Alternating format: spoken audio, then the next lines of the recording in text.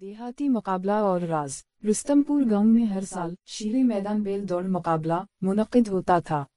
इस साल का मुकाबला खास था क्योंकि दो सबसे माहिर किसान हैदर और जाफर पहली बार एक दूसरे के मुकाबले आ रहे थे। दोनों की शोहरत पूरे इलाके में थी, लेकिन इस बार एक पुरस्कार वाकया ने सबको हैरान कर दिया।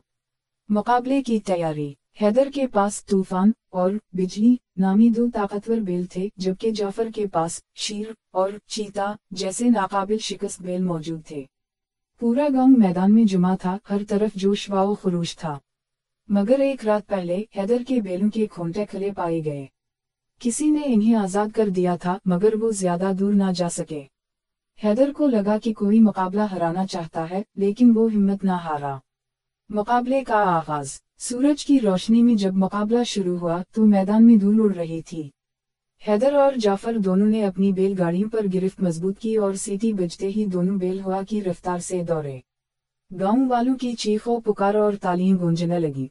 दोनों जोड़ियां बर्फ रफ्तारी से आगे बढ़ रही थीं, लेकिन अचानक जाफर के बैलों में हलचल मच गई। ऐसा लगा जैसे वो घबरा गए हों।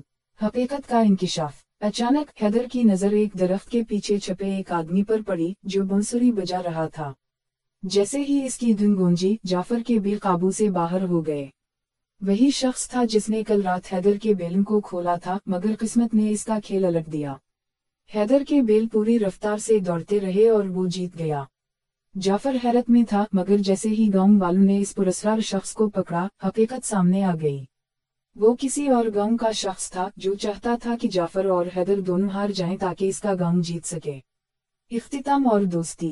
हैदर ने जीतने के बाद जाफर से हाथ मिलाया और कहा, असल ताकत दौड़ में नहीं, नीयत में होती है। जाफर ने भी खुश दिली से सर हिलाया और कहा, और जो धोखा देता है वही खुद हार जाता है।